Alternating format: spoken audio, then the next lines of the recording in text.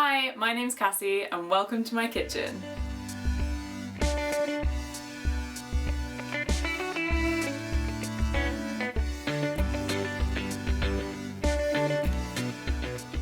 So today I'm going to be showing you how to make Japan's 7-Eleven egg salad sandwich. This always gets talked about on Japan travel forums and travel groups on social media. I think it's one of the most popular things for tourists at 7-Eleven in Japan, along with the fruit sandwiches and the fried chicken. So I've already looked at how to make the strawberries and cream sandwich, so today we're going to find out how to make this one at home, because it's basically just egg and mayo, but the way that you make it can vary quite drastically. So I'm also going to be showing you how I make my personal favourite Japanese style egg mayo sandwich. I'm also going to be showing you a few different tips for cutting your bread, which doesn't sound too exciting, but I think it helps make the sandwich a little bit better. Hopefully this will help you back at home too. Let's take a look. So to make our 3 sandwiches, we're going to need 4 eggs, both the yolk and the white. Then we'll need our mayo. This is Japanese mayo, which is slightly different. Some salt and pepper, a pinch of sugar, some upside down margarine, a little bit of mustard, and a splash of milk. Then of course we'll need the all-important bread.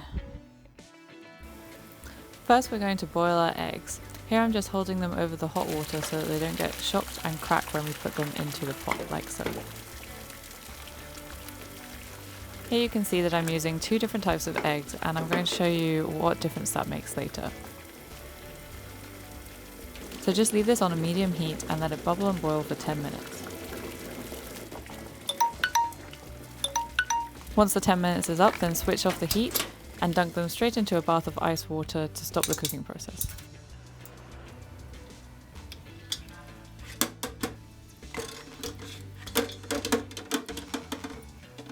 Three minutes later. After 3 minutes in that freezing cold bath, then it's time to take your eggs out and give them a hard bash. Then start rolling your egg around on a hard surface until you've created cracks all around the egg shell. This way you should be able to peel off the egg relatively easily, but if it's not coming off smoothly, then try and find the outer membrane and you should be able to peel that off to create a nice smooth hard-boiled egg. Then go ahead and do that to your other 3 eggs until you have 4 nice white shiny boys ready to go. So now that we've got all of our eggs ready, I'm going to first show you how to make the 7-Eleven egg sandwich. So set aside 2 of your eggs and get out your blender. And we're going to be using the eggs that you saw with the white shells here.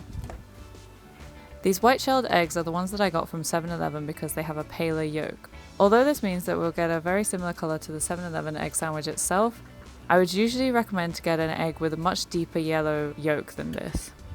Then because these are hard boiled, you should be able to just squish the white and the yolk should just pop right out. Do that for your other 3 yolk halves. This is a weirdly satisfying part of the process.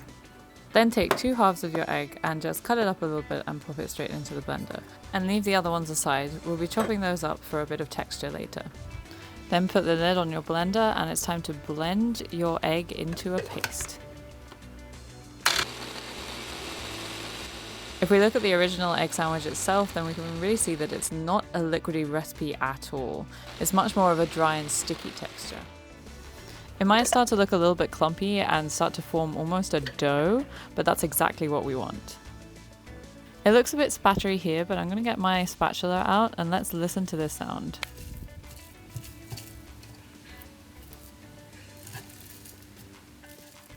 See, it's a lot more spongy and solid and it looks a little bit weird, but trust me, this is exactly how to get the convenience store style egg salad sandwich. So now for a bit of texture, we're going to chop up the leftover egg whites into a rough dice. And I mean rough. It doesn't matter what kind of shape and size these little diced cubes are. We're just doing this for the visual effect and a bit of texture in our sandwich. Then we're going to add 2 tablespoons of Japanese Kewpie mayonnaise. As you can see, I stupidly did this right into the food processor bowl. I would recommend putting this in an actual mixing bowl. It's a lot easier to mix. But anyway, here's the texture of what this will look like after 2 tablespoons of mayonnaise. Let's do a quick comparison to the sandwich itself. Looks a little bit dry. I think that's a little bit more liquidy in that version there. So I'm just going to add about half a teaspoon of mayonnaise to loosen it up. And then I'm going to put it into a proper mixing bowl, which I should have done at the beginning.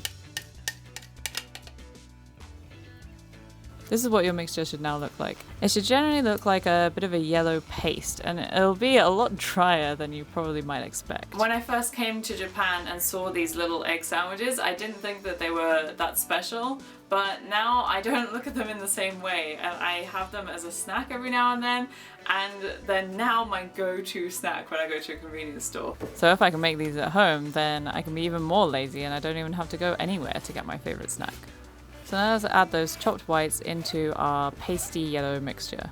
And I'm gonna make you listen to this squelching sound. Gross, right? Now let's compare it again to our convenience store egg salad sandwich. Looks about right. So now it's time to cut up some bread. The convenience store versions are relatively thin, so let's do the same.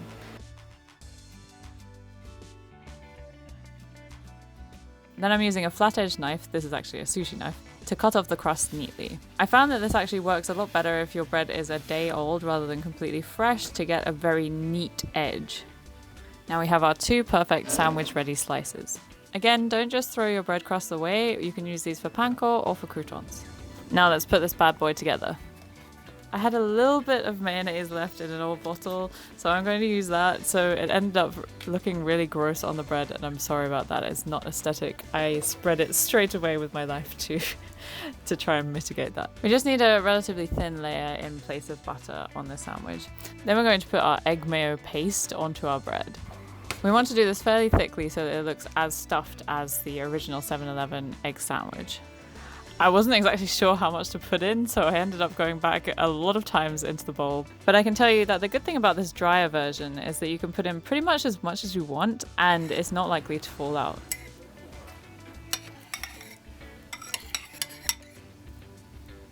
Get the other piece of bread and squish it down just firmly enough so that they stick together. There might be a little bit of overspill, but just scrape that off with a knife. Then get your serrated edge bread knife and just cut straight through diagonally. Drum roll, please.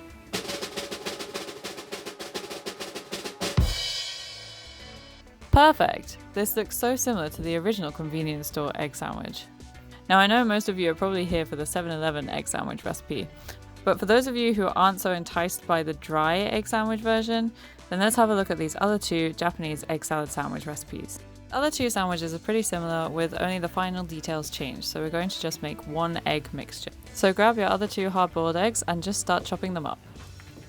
I do this by cutting them into slices first, then cutting those slices, and then just chopping everything up in one. As you can see, this yolk has a much deeper yellow compared to the other 2 that we were using before. This will create a slightly richer flavour and a much nicer colour in my opinion. You want a fairly fine dice. Then we'll have a nice rough mixture of egg yolk and white together. Now we're going to grab just a pinch of sugar and then a nice generous helping of salt and pepper. Followed by yet again 2 tablespoons of mayo. We wouldn't want this to just be a mayo sandwich, would we? Then the slightly surprising ingredient is 1 tablespoon of butter or margarine. I prefer margarine because it's a lot more melty and easy to mix.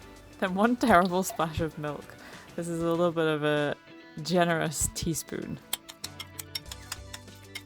Then mix that all together until everything's nice and blended in. As you can see, this is a lot more liquidy but still able to hold its shape. So now we're going to cut some relatively thick slices of Japanese buttery bread.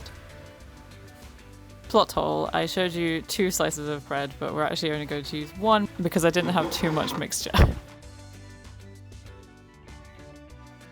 So then we're just going to butter some margarine onto our 1 slice. Then here I have an old little packet of 7-Eleven mustard from some other ready meal that I had, and I'm just going to spread that onto our bread. You can use any kind of mustard here, but this is just what I wanted to use up. And then get a nice generous helping of that egg mixture and just smush that all over your bread. Again, you can do quite a thick layer here because it's not too liquidy that it's just all going to fall out the sides.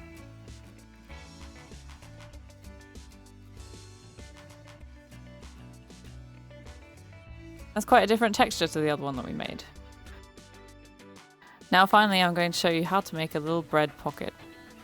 We need a much thicker slice, so I did about 2 knife widths worth, which is about 1 inch. Or 2 fingers. You need this to be as thick as 2 slices of normal bread. Then cut that in half. And you can see that was way thicker than a usual sandwich, but that's because we're going to cut right down the middle of each. Start by putting your serrated knife in at an angle to make the first cut, and then slowly work across to the middle of the bread. Then turn your bread around so that you're not cutting towards you, and cut towards the edge of the crust. Be careful not to cut straight through the crust at the bottom or on the sides. If you feel resistance, then stop. Then you've got a nice bread pocket. And we're just going to cover the insides with butter or margarine. For some reason I find this really fun to eat. I don't know, I just really like the bread pockets. Then get as much of that filling into your bread pocket as possible. You can just keep smushing until it is full to the brim. Using a knife will help you get into every crevice of this little bread pocket. And this is what it should look like. They're nice big chunks of egg and everything is all buttery and creamy without putting any cream in it. So this is how our Japanese egg sandwiches look side by side. But we want to see how that convenience store style egg salad sandwich measures up to the real deal. So let's have a look at what's inside the 7-Eleven egg salad sandwich. Let's open it up. And as we can see, it's a kind of yellow eggy paste with chunks of egg whites showing through. But how does it measure up to my version? Okay, you've got to admit, those look pretty damn similar. So let's have a taste. This is the 7-Eleven version, and the main taste that you get is the egg yolk. Then you get a little bit of the texture, a little bit of the bite of the egg white, and there's a little tiny bit of a sweetness to it, but it's mostly quite mild. So how does my version measure up? Okay, wow, no. That tastes almost exactly the same. I actually think that if I had a taste test, I wouldn't be able to tell the difference. Look at the texture. They're so similar. I'm pretty confident that this is the closest you're gonna get if you're trying to make this at home. So I would say that's a pretty good success. But what about the other two? How do they taste in comparison? On the left we have our 1 slice of bread sandwich with mustard, and on the right we have our bread pocket with no mustard. This one is nice and moist with a good amount of texture coming through. And so is this one, of course, but I really love how that looks. There's so much more egg in that one. So how do they taste? Okay, this is probably my favorite one. The mustard is such a good addition to this. You can add any different type of mustard to this and I think it would taste amazing. But in terms of aesthetic, I really like the sandwich pocket and I think they both taste great. They're both really buttery and creamy. So these are definitely a good alternative to the convenience store style ones. And these are much more of a lunch sandwich rather than a snack. So they actually turned out pretty damn similar. I have to confess, I put one down and I couldn't actually remember which one was which for a second. So I would say that's a success. I have to say that the flavor is a lot milder in the 7-Eleven egg salad sandwich as opposed to my own egg salad sandwich. But this is definitely a great light snack. And if you make a load, you can just put it in the fridge and use it as your daily sandwich filling. If you're missing Japanese egg salad sandwiches, that is. I think this one is my favorite. The like cartoon bite taken out of it. Because you can put so much more filling in it, so you actually really get the egg flavor. And of course it doesn't just keep falling out as you're eating. But sometimes I like to spice it up, sorry for the pun, with a little bit of mustard too. So there you have it, the 7-Eleven copycat egg salad sandwich.